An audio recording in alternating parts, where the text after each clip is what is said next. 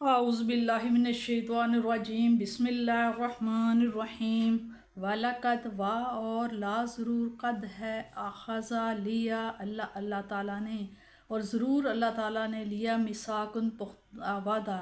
بنی اسرائیل سے، اور یقیناً لیا تھا اللہ تعالیٰ نے پختہ وعدہ پکا وعدہ بنی اسرائیل سے۔ وَبَعَثْنَا اور ہم نے مقرر کیے منہم ان میں سے اسنا 12 10 تو 12 نقیبہ سردار۔ وقال اور فرمایا تھا اللہ تعالیٰ نے انی بے شک میں معکم تمہارے ساتھ ہوں، لائن اگر تم صحیح ادا کرتے رہے الصلاۃ نماز، تم دیتے رہے ادا کرتے رہے الزکوٰۃ زکوٰۃ، وامنتم اور ایمان لائے برسولی میرے رسولوں پر، وازرتموہم اور مدد کرتے رہے ہم ان کی، واقرضتم اور قرض دیتے رہے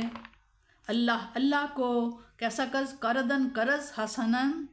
اچھا قرض حسنا۔ لا ضرور اکفرنا ضرور میں دور کر دوں گا انکم تم سے سیئاتکم تمہارے گناہ تمہاری برائیاں، والا اور ضرور ادخلنکم اور ضرور میں تمہیں داخل کروں گا جنتن ایسے باغات میں تجری رواں ہیں من تحتہا ان کے نیچے انہارو نہریں، ایسے باغات دوں گا جن کے نیچے نہریں بہہ رہی ہیں۔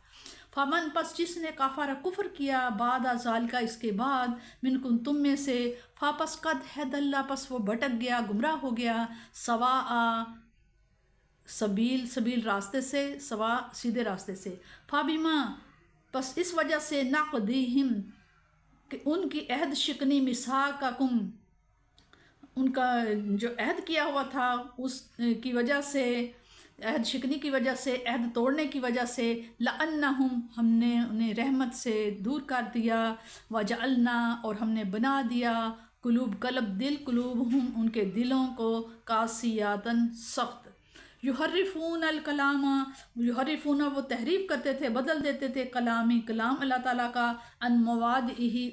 اس جگہ سے، ونسو اور بلا دیا انہوں نے حظاً بڑا حصہ، مما جو ذکروا جس کا ذکر کیا گیا تھا نصیحت کی گئی تھی بھی اس میں، ولا تزالوا اور ہمیشہ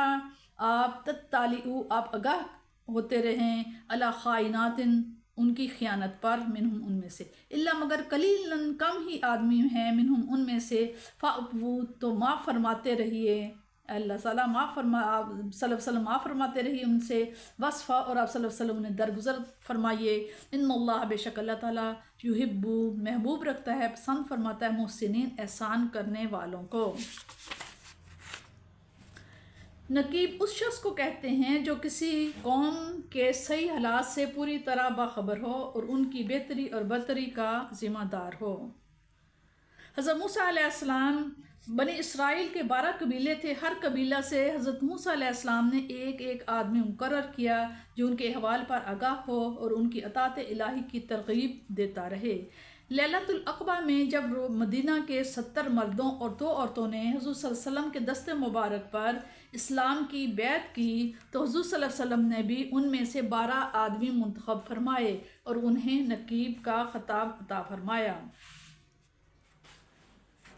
عزت و احترام کی وجہ سے کسی کی امداد کرنا مخلص اور جان باز کارکنوں کے لیے اس آیت میں 3 انعامات کا مزدہ فضا ہے، 3 انعامات کا بتایا ہے۔ سب سے پہلے یہ کہ اللہ تعالیٰ کی معیت ان کے شامل حال ہوتی ہے،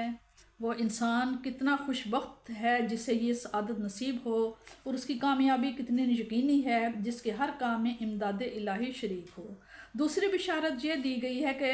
بشری تقاضوں اور طبعی کمزوریوں کی وجہ سے جو غلطیاں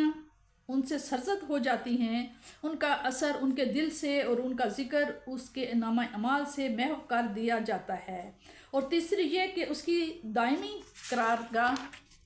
جنت ہوگی جہاں بہار ہے خزاں نہیں، جہاں راحت و شادمانی ہے رنج و غم کا گزر نہیں۔ کسی مخلص کی حوصلہ افزائی کے لیے اس سے زیادہ مفسر اور کیا چیز ہو سکتی ہے؟ اللہ تعالیٰ کی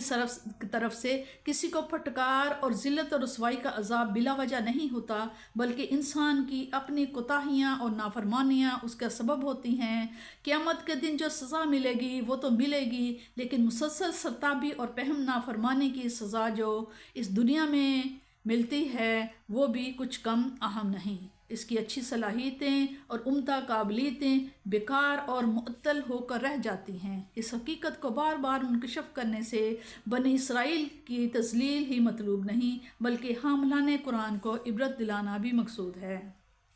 کہ ایسا نہ ہو کہ شامت اعمال سے تم بھی اپنی صلاحیتیں ضائع کر بیٹھو، تمہارے کان بھی حق سننے سے بہرے ہو جائیں، تمہاری آنکھیں بھی ہدایت کی روشنی دیکھنے سے اندھی ہو جائیں۔ ایسا نہ ہو کہ تم بھی مسلسل نافرمانیوں کے باعث درگاہ رحمت سے دور